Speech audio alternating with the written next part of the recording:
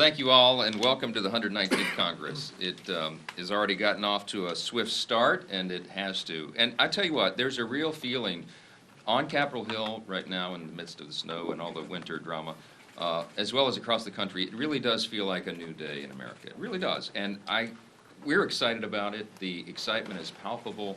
Our members are ready to get to work, and we already are. We have hit the ground running, as we promised everyone we would on that campaign trail, because we have to fix everything, and it begins today. On Friday, we passed our rules package, as you all know, and that included 12 policy measures that prove to the people that House Republicans are serious about this, delivering on our promises. You'll see instant measures right out of the gates here to secure the border, unleash American energy, protect American elections, and return to common sense, which will be a primary theme of the new year for all of us. On Saturday and Sunday, we took all the House Republicans for workshops and lengthy retreats. We spent all day, both of those days, meeting and having important discussions about our policy agenda and what will happen over the next several months.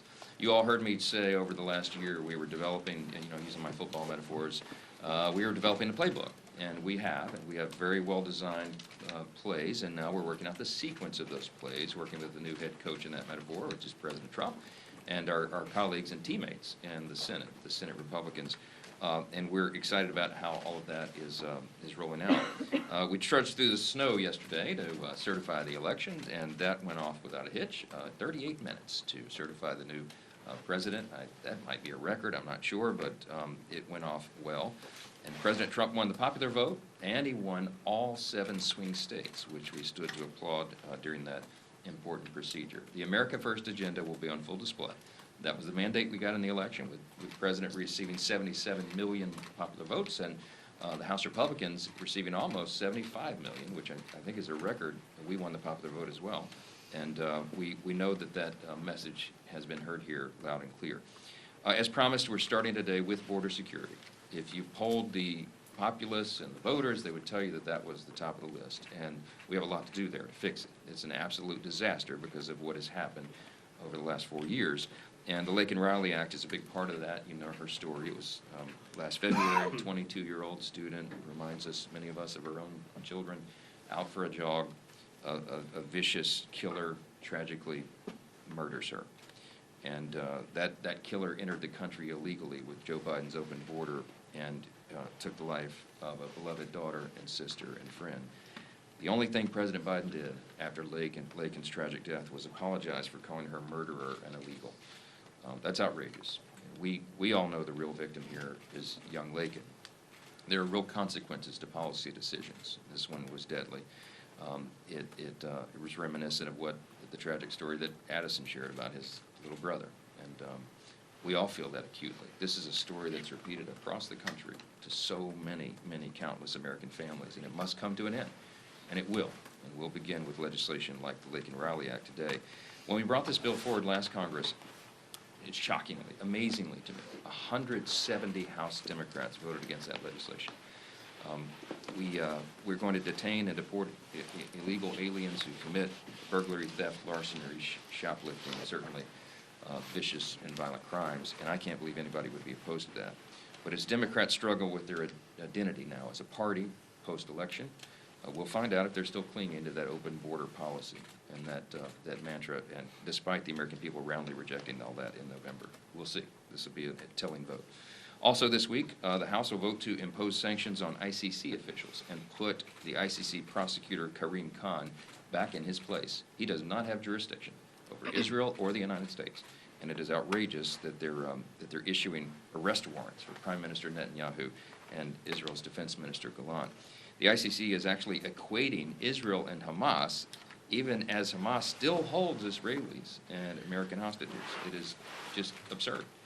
The House will not tolerate rogue actors who circumvent international law to attack Israel and threaten America. We won't do it.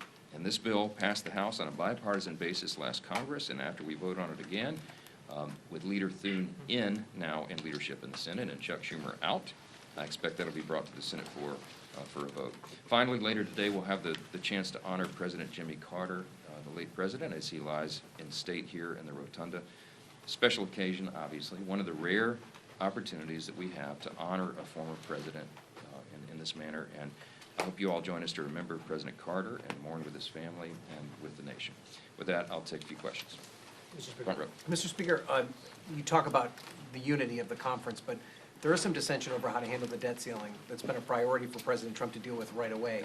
How quickly do you want to address the debt ceiling, and what fashion do you see a remedy here to that issue that the President wants to see done as soon as possible? Well, the intention is to handle the debt limit in reconciliation in the process. And that way, as the Republican Party, the party in charge of both chambers, we then get to determine the details of that. If it runs through regular order and regular process and as a standalone or as part of the appropriations, for example, then you have to have both parties negotiating. And we feel like we're in better stead to do it ourselves. So there is a broad range of opinion on that in our own conference, and we are working through that. We'll be having very deliberate, lengthy whiteboard sessions with all of our members. This is something I actually look forward to. I love this process of turning it out amongst our colleagues, because people come to the table with great skill sets, life experiences, deep principled positions, and it's a really healthy thing to have that debate inside the tent and come to the solutions and the consensus together. And people feel like they have a sense of ownership in it when they do that. So that's what we'll be devoting a lot of my time, leadership team's time, our committee chair's time over the coming days and weeks to make sure that everybody is on the same page on that. So the debt limit among all the issues is probably one of the most important. I want to emphasize this, and I'm going to say this every time the issue comes up. Republicans and this majority in the House and the Senate, our intention and our mission is to reduce the size and scope of government, to reduce spending in a meaningful way so that we can restore fiscal sanity and get our country back on the right track. So raising the debt limit is a necessary step so that we don't give the appearance that we're going to default in some way on the nation's debt. That's important to the bond markets and the stability of the dollar and all the rest. But that does not mean that we have any intention whatsoever or will tolerate spending up to the new debt limit. The idea is to do exactly the opposite. So while that is almost a pro forma sort of step that must be taken, the commitment at the same time is to reduce spending, not to spend more. So that will be the thoughtful discussion we have behind the scenes. That number, the final formula for that is yet to be determined, but it will be determined here in the coming days, and I look forward to having that discussion. Monica. But Mr. Speaker, just as part of that, are you open at all to cuts to entitlement programs, specifically to Medicare? No, look, the President has made very clear Social Security and Medicare have to be preserved, and we are not, no one is coming in with the intention of cutting benefits in any way or anything, but we have to look at all spending and look at it very deliberately while maintaining those commitments. The Republican Party is not going to cut benefits, okay? We've made that very clear over and over and over, and that's the commitment of the White House and the commitment of this Republican conference. We do know, however, at the same time, there are many, many areas of fraud, waste, and abuse. The government is too large. The agencies are too many. They have too many divisions and employees and all the rest, and there will be a very deliberate auditing of all of that in various aspects as we go through the process. The DOGE initiative, the project, is going on simultaneously, and we'll be dovetailing all that together. So our intention is to, by the end of this Congress, to show the American people we brought the government back down to a measurable state, so to speak, right? That it works more efficiently and effectively for the people, and the way you do that is to get back to the original intent, the primary roles of the federal government. And that's been expanded too much. The government has expanded too much over the last years. I'll take one more back row. Yes, ma'am. Thank you so much. The Atlanta Journal-Constitution. When the Lake and Raleigh Act was on the floor in the previous Congress, a lot of Democrats said they weren't voting for it because they supported the bipartisan bill that we know that President Trump opposed.